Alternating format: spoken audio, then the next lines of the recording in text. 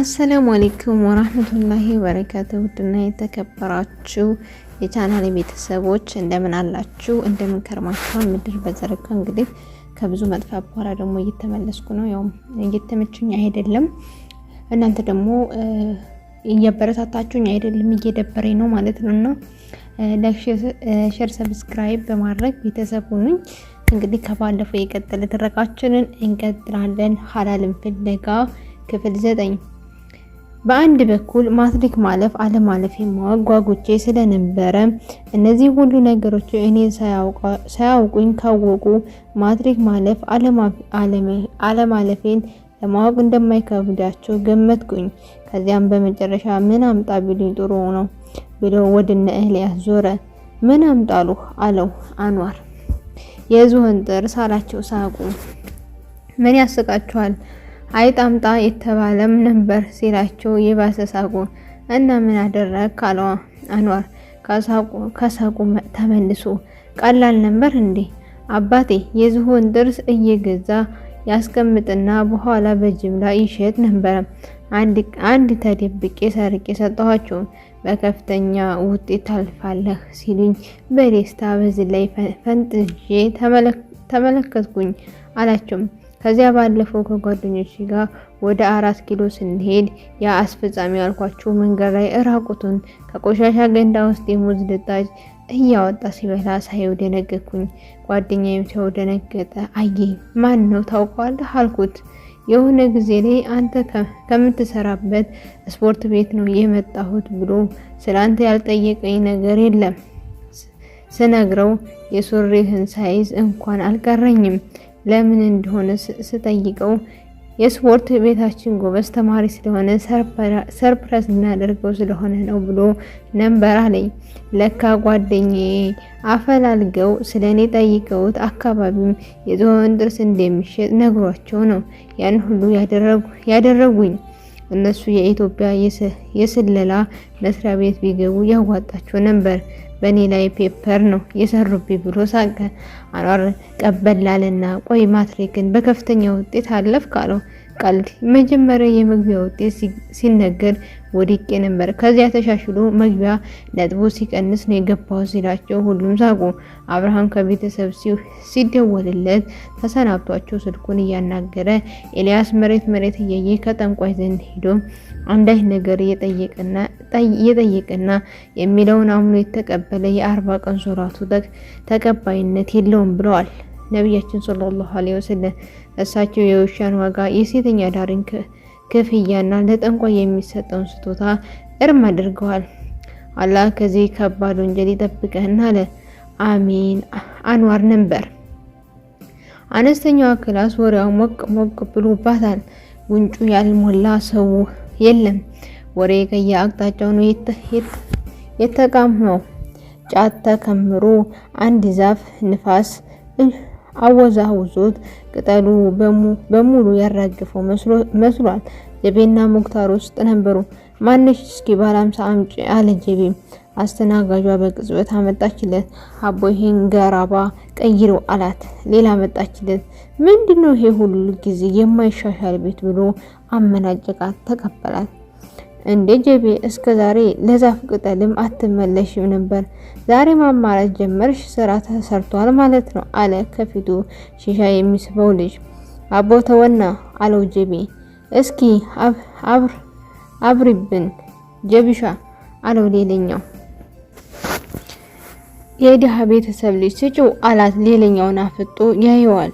ምን ታፈጣለህ? ከፈለክ ቃም፣ እንዲያውም ከበር መልስ ዘግቼዋለሁ አለ።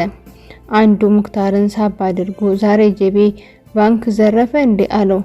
አርፈህ ቃም አለው መልሶ። መሃል ላይ 2 ሰዎች ገብተው ጫት ተቀብለው ሊከፍሉ ሲሉ ተከፍሏል አሏቸው ሻጩ። ማን አሉት። ኧረ ዝም ብለህ ቃም፣ ብርህ ኪስህ ዋለች አለው። ጫቱን ይዘው ወሬውን ወደ ደራበት ክፍል ተቀላቀሉ። እትትት በረደኝ አለ አንዱ ከወዳኛው ጥግ። በውጭ ምንዛሬ የተገኘ ብድር መሆን አለበት እንጂ በምርቃና ብድር የለም አለው ከሌላኛው ጥግ። አንድ ከላይ ያለው ፂሙ በስቶ አፉን የሸፈነው ሰው በር ላይ ወደ ተቀመጠ ሰው ዞሮ አንተ ሁልጊዜ እዚህ ቤት አገኘሃለሁሳ ከስራ ተባረርክ እንዴ አለው። አረ እንደው ደሞዝ ተጨምሮልኛል አለው። ስንት አለው። 150 ብር አለው። ሁሉም ሳቁ። አንዱ ቀበል ብሎ እኔ እኮ ቲፕ ያለው ምግብ ቤት ብቻ ይመስለኝ ነበረ እናንተ ጋርም አለ እንዴ አለው። የተጨመረለት ሰውዬ ጓደኛ ቀበል ብሎ አሁን ይሄ ጨመረን ብለው ሚስቴን ባያስጨፍሩብኝ ምን አለበት አለ። የላይ ፂሙ የበዛበት ሰውዬ ወደ ሙክታር ዞረና አንተ ደግሞ ምንድነው ጠቋቆርክሳ አገባህ እንዴ አለው።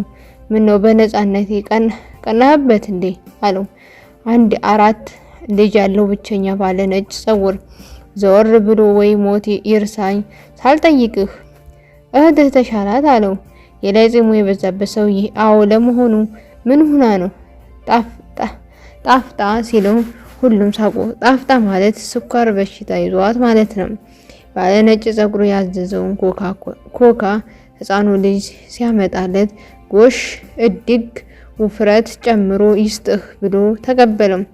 ጀቤ ኋላ ከገቡት 2 ሰዎች የአንደኛው ሁኔታ ፈጽሞ አላማረውም። ጫቱን እየቀነጠበ ወደ አፉ ያደርጋል እንጂ በስርዓት የመቃም ሁኔታ አይታይበትም። ጫት ቅሞ የሚያውቅ ሁላ አይመስልም። ቀስ ብሎ ሳያስነቃ ወደ እነሱ ሲያይ በተደጋጋሚ ሲያይ ይዞታል። ቀልድ ተወርቶ ሁሉ ሲስቅ ፈገግ ነው እንጂ በኔም ባይስቅም ጀቤ ያልጠረጠረ ተመነጠረ ሳይሆን ነገሩ ጥንቃቄ ማድረግ አለብኝ አለ በሆዱ። ስለ ፊልም፣ ስለ ዘፈን፣ ስለ ስኳር፣ ስለ ፖለቲካ፣ ስለ ታሪክ፣ ስለ ሴት፣ ስለ ብዙ ነገር ወለው በደራበት መሃል አስተናጋጇ መታ ጀቤን ሂሳብ ስጠኝ የማታ ስለምማር ለወጣ ነው አለችው። አውጥቶ ሰጣት። መልስ ልትመልስ ስትል የታክሲ ሆነች ሲላት ፊቷ እያበራ ወጣች። የቢያንን ሰው እሱም በተራው በአይነ ቁራኛ እየተከታተለው ነው። ኤስፕሬስ ስጭኝ አላት ሰውየው አዲሷን አስተናጋጅ። ያውልህ አለችው ከበላዩ ወደ ላዩ መደርደሪያ እያጠቆመችው።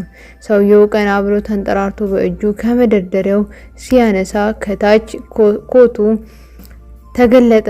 ሽጉጥ ይዟል። ጀቤ ደነገጠ። ግራ ቀኝ ቢመለከትም ሁሉም ያለው የጦፈ ወሬ ላይ ነው። ያየበት የለም። ምንም እንዳልተፈጠረ አስመስሎ በድንጋጤው መሃል ራሱን ለማረጋጋት ሞከረ። ቀስ ብሎ አጠገቡ ያለው ሙክታር ጎትቶ የሆነ ነገር ነገረው። ሙክታር በሰከንድ ምርቃናው ጠፋ። የያዘውን ጫት አኝኮ ወዳው በውሃው ወራርዶ ዋጠው። ግራና ቀኝ ሳይዟዟሩ ቀስ ብሎ ተነስተው ወጡ። ሰዎቹን ለመውጣት ራሳቸውን ሲያዘጋጁ ጀቤ እንደተነቃቁ ገብቶታል። ሙክታር ሲወጣ ጀቤን ፈግሜ መጣ አላቸው ሲጋራ ከኪሱ እያወጣ። ኧረ አብሽር እዚሁ አጭስ ሲሉት ችግር የለም ተጫወቱ መጣ ብሏቸው ሙክታር ከተል ብሎ ወጣ። በትኩረት ሲከታተላቸው የነበረ ሰውዬ ተከትሎት በር ላይ ደርሶ ሽጉጡን ደግኖ እንዳትንቀሳቀስ ሲለው ጀቤ በር ላይ ባገኘው አሮጌ የሺሻ ማጭሻ እጁን ሲለው ሽጉጡም ብር ብላ ወደቀች። ሰውየው ጓደኛውም ላይ ሄዶ ወደቀበት። ጀቤና ሙክታር በፍጥነት በሩጫ ወጡ። ወደ አስፋልት የሚወስደው መንገድ ትተው ወደታች ሮጡ። ፍጥነታቸው በጨመረ በጣም ሮጡ። ሙክታር ክፉኛ ደንግጧል። የሚረገጠውን አያውቅም። ዝም ብሎ ብቻ ጀቤን ከኋላ አስከትሎ ይሮጣል። ሙክታር ዞር ብሎ ሰዎቹን እነሱ ጋር መድረሳቸውን አያለሁ ሲል ፊት ለፊት የነበረው ያላየ ህፃናት መጫወቻ አደናቅፎት ወደቀ። ጀቤ ደርሶ አነሳው። ዘወር ሲሉ ሰዎቹ ታጥፈው ወደ እነሱ በሩጫ እየመጡ ነው። በፍጥነት ሩጫቸውን ቀጠሉ። ጀቤ በጣም መፍጠን ጀመረ። ሙክታርን ቀድሞታል። ሙክታር ህልም መሰለው። ህልም አይደለም እውን ነው። ጀቤ መራቁን ሲመለከት በቅጽበት ወደ ቀኝ መታጠፊያ ታጥፎ ሩጫውን ቀጠለ። ጀቤ ሩጫውን ቀጥሎ ወደ ግራ ታጠፈ። ሁለቱም ሰዎችም ተለያይተው አንዳቸው ወደ ሙክታር አንዳቸው ወደ ጀቤ ሮጡ። ጀቤ በሩጫ መሃል አንድ የተከፈተ በር ሲያገኝ ዞለ ገብቶ በሩን ዘጋው። 2 ልጆች እናታቸውን እያስጠናቻቸው ነበር። በድንጋጤና በፍርሃት ስሜት ሲመለከቱ ይቅርታ ትንሽ ሩጫ እየተለማመርኩ ደከመኝና ውሃ ፈልጌ ነው አላቸው። ከልክ በላይ እያለከለከ ሂጂ አምጪለት አለች እናትየዋ። ተለቅ ያለችውን ልጇን ጀቤ ፑሽ አፕ ሴት ሀብ መስራት ጀመረ። አጠገቡ ገመድ ሲያገኝ መዝለል ጀመረ። እሱን ይከተል የነበረው ፖሊስ ቤቱን አልፎ በሩጫ መንገዱን ቀጠለ። ሙክታር ፊት ለፊት ያገኘውን ጉድጓድ ዘሎ ሲንደረደር አንድ ሰው እንቅ አደረገው። በጥፊ እንደተመታ ሰው ክው አለ። ልቡ የወጣች መሰለም። እንደምንም ወገቡን አጥብቆ የያዘውን ሰውዬ ለማየት ሲሞክር ቸሬ ነበር፣ የሰፈራቸው ጫሻጭ። በኃይል እየታገለው ዛሬ ብሬን ካላመጣ ከዚህ ንቅ አትላትም። መንጭቆት ሊሄድ ቢልም አልተሳካለትም። አረ በፈጠረህ ልቀቀኝ፣ ብሬን ሳትተፋት ከዚህ ንቅ አትላትም። አረ በእናትህ ፖሊስ ተከትሎኛል ልቀቀኝ። ለምን ሲለው አይሆንም፣ ማንን ልትሸውር ነው? ሙክታር እንደማይለቀው ሲረዳ ከኪሱ ያገኘውን ብር አውጥቶ ሰጠው። ቸሬ በደስታ እሱ በተራው ሩጫውን ነካው። መልስ አምጣ እንዳይለው ሙክታር ዘወር ሲል ፖሊስ የለም። ፈገግ ብሎ ሰራሁለት አለው። ለራሱ አካባቢውን አይቶ ሰው አለመኖሩን ሲያረጋግጥ ፊት ለፊት ያለው አንድ ደበቅ ያለ የስልክ ፖል ስር ሄዶ ደገፍ አለ። ትንሽ አየር እንደወሰደ ጀቤት ትዛለው። እንዴት ሆኖ ይሆን ብሎ ስልኩን ሲያወጣ ኪሱ ሲገባ ከሌላ አቅጣጫ እንዳትንቀሳቀስ ሲል ሰማ። ቀና ብሎ አለው። የሚያስፈራ ፊት ገጽታ ሽጉጥ ደግኖ እጁ ወደ ላይ አለው። ሙክታር ላቡ ችፍ አለ። እግሩ ሲከዳው ተሰማው። ፖሉ ላይ ተንሸራቶ መሬት ላይ ተዘረፈተ። የረፍት ቀን የምሳ ሰዓት ሸሃብዱና ኤልያስ መስጊድ ዙሁርን ሰግደው ተመልሰዋል። ወይዘሮ ሀሊመትና ሴቶቹ ልጆቻቸው ቤት ሰግደው ለምሳ ሁሉም ሱፍራዎቻቸውን ከበው በሱና አቀማመጥ የተለያዩ አይነት ምግቦች ተሰርቶ ቀርቧል። ከታረደችው በግ ላይ ለጎረቤታቸው ለሙክታርና ሲሶውን ልከውላቸዋል። በመጠን የቀረበውን ምግብ ሼህ አብዱና ወይዘሮ ሀሊመን ለልጆች ለአባትና ለእናት እያጎረሱ እርስ በእርስ እየተጎራረሱ በፍቅር ተመገቡት። በምግብ መሃል ዝምታም አልነበረም። ከልክ ያለፈ ወሬም አልነበረም። በእርጋታ እያወሩ ተመገቡ። ራቢያ ለኤልያስ አንድ ጊዜ ስታጎርሰው አንድ ጊዜ ደግሞ ልታጎርሰው ብላ ስታሞኘው እየሳቁ ጨረሱ። ፍቅራቸውን መከባበራቸውን ያስቀናል። ይህ ፍቅር ይዘው እስከ ዛሬ ድረስ መዝለቃቸው ያስደስታል። ልጆች ሁልጊዜ ምግብ ሲመገቡ ጠግባችሁ አትመገቡ፣ ሰላትን ይከለክላችኋል፣ ጎንበስ ቀና እንበል ብትሉ ይከለክላችኋል፣ ይከብዳችኋል፣ ከኸይር ስራ ያዘናጋችኋል። እርቦን መብላትና ሳንጠግመተው ከአላህ ጋር ያለንን ግንኙነት ለማጥበቅ አይነተኛ መፍትሄ ነው አሏቸው ሼህ አብዱ። ሁሉም በቃን ብለው ሲነሱ ምግቡ ላይ ትንሽ ይቀር ነበረ። ከዚያ ሰራተኛቸው መጥታ ማዕዱን የምግቡን በረከት አትሻሙም እንዴ አላቸው። ወደ ልጆቻቸው ዘር ብለው ሁሉም አንድ ጊዜ አንስተው አገባደዱት። ነብያችን ሰለላሁ ዐለይሂ ወሰለም የምግብ በረካ የቱ ጋር እንደሆነ አታውቁም ብለውናል፣ አንሱት አላቸው። ራቢዬ እስኪ አፍሪካ ቲቪን ክፈች አሏት። እሺ አባብዬ ብላ ሄዳ ከፈተች። ስለ ትዳር ሁለት ሰዎች ያወሩ ነበር። ከሁለት ስልኳን አንስታ ሜሴጅ ልትጽፍ ስትል ቀድሞ ገባላት። የሲሃም ነበር። ቲቪ አፍሪካ ክፈች የሚል ልትልክላት የነበረው ይህንኑ ስለነበረ ፈገግ እያለች ስልኳን መልሳ አስቀምጣ ሁኔታዋ ወደሚከታተለው ኤልያስ ሄዳ ትከሻው ላይ ገደፍ ብላ ማዳመጥ ጀመረች። ትዳር የሁለት ተቃራኒ ጾታ ልቦች አንድ የሚሆኑበት፣ ከመጥፎ ነገር የሚከለከሉበት፣ ነፍሳቸው የሚረጋጋበትና የኢስላም አለይታ የሆኑ ልጆችን የሚወሉበት እንዲሁም የመጪውን ጊዜ ችግር አንድ ሆነው ለመፍታት በቁርጠኝነት የሚዘጋጁበት አላህ ሐላል ያደረገውን የጥሩ ማህበረሰብ መመስረቻ ተቋም ነው። ይህ ተቋም ከብዙ ሐላል ነገሮች የሚጠብቅ እንደመሆኑ በእኛ እድሜ ላይ ያለ ሰው ቆም ብሎ ሲያስብበት የሚገባ ሊሽቀዳደምበት ግድ የሚል ምክንያቶችን ደርድሮ ለመሸሽ መሞከር የሌለበት የህይወት ሌላኛው ምዕራፍ ሲሆን እኛ ወጣቶች በከፍተኛ ሁኔታ የምንፈታተንባትን ሴትና ከፈተናዋ ለማምለጥ አይነተኛ መፍትሄ ጭምርም ነው። ይህ እድሜያቸው ነው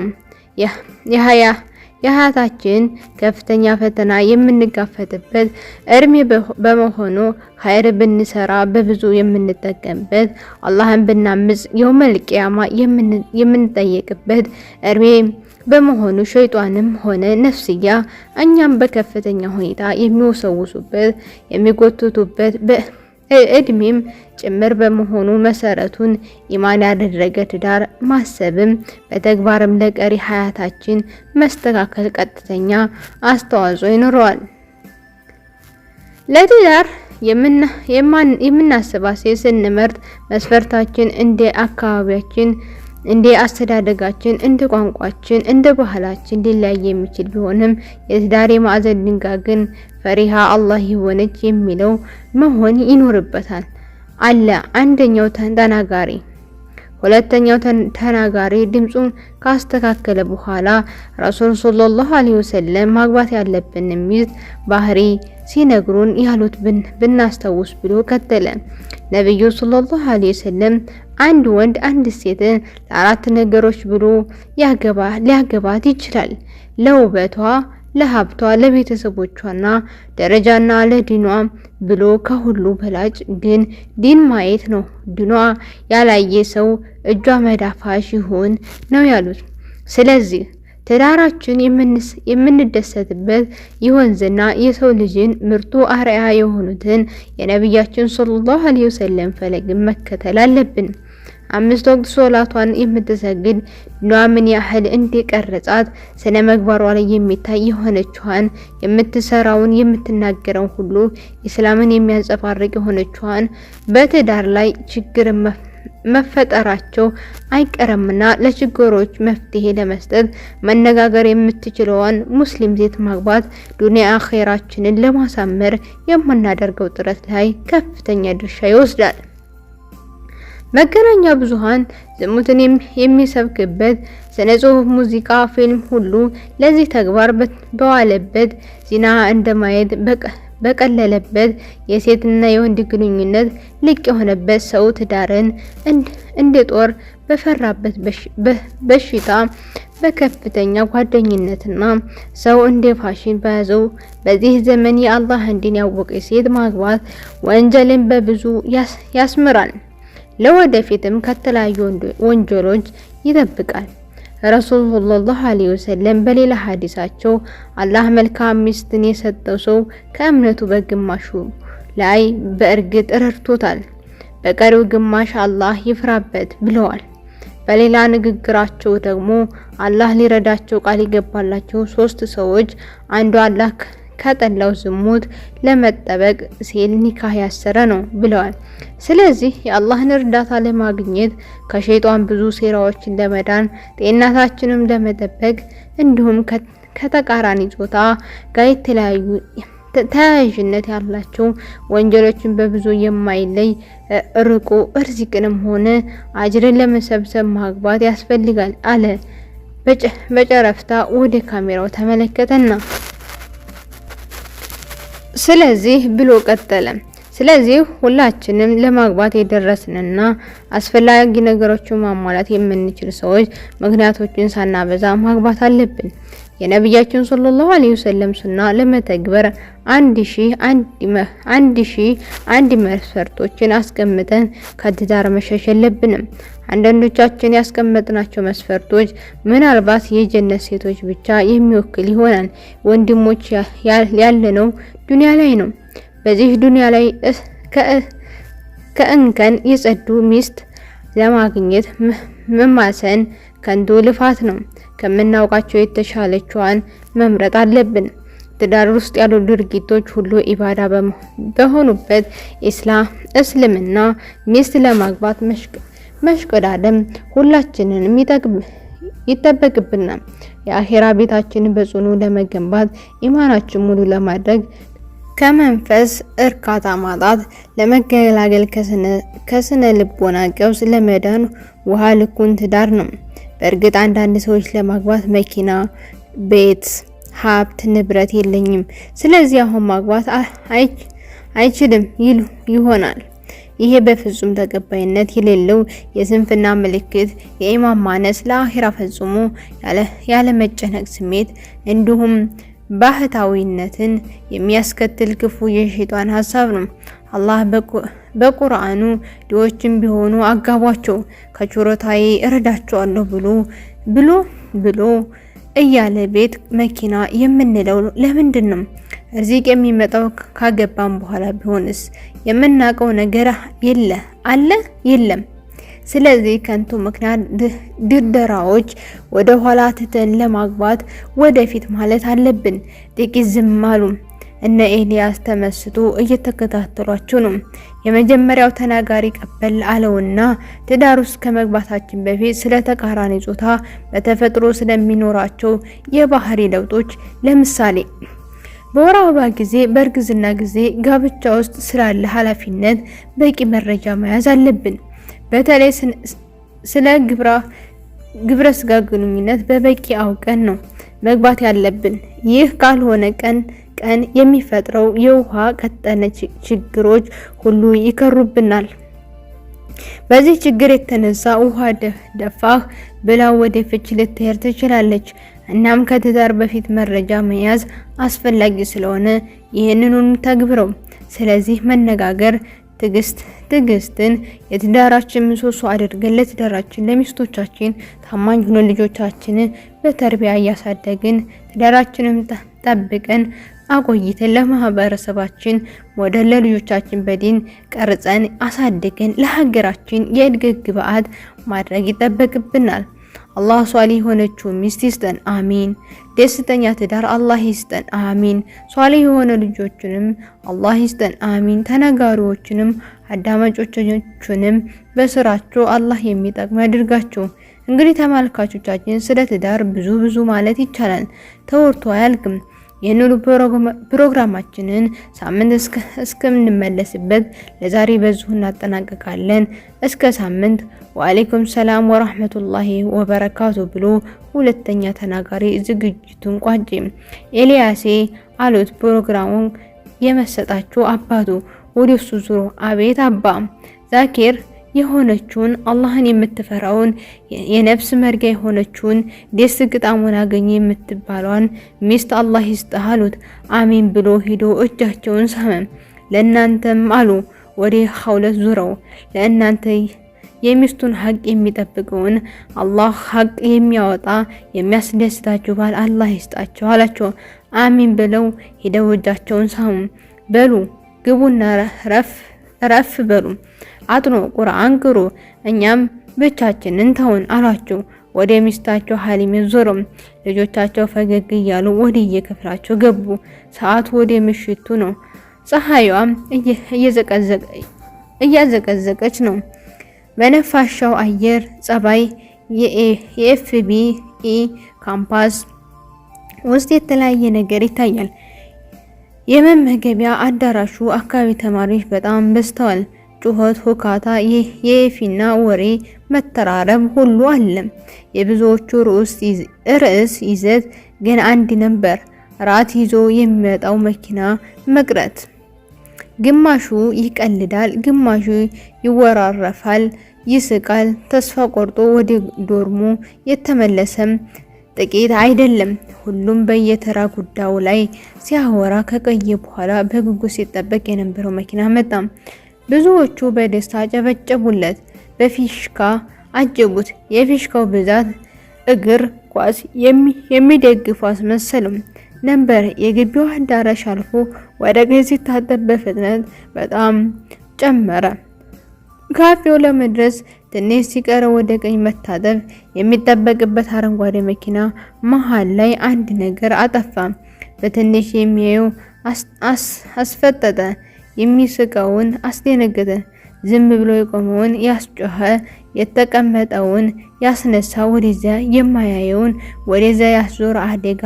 ከላይ ብረሪ ስትወጣ የነበረችው ተማሪ በተማሪዎች ፉጨትና ጭብጨባ የመረቀነችው ሹፌር ከመንገድ ላይ ተቀበላት። ገጭቶ አጠገቡ ካለ ጽድ መካከል ጎተታት። ሩጫ ወደ መኪናው። ከየአቅጣጫው ጩኸት። ሹፌር ደርቆ ቀርቷል። አንድ ተማሪ የተገጨችውን ልጅቷ ከጽዱ መሃል አውጥቶ የሚፈስ ደሟን በሸሚዙ አሰረላት። አምቡላንስ አምቡላንስ የሚል ተማሪ ድምጽ በዛ።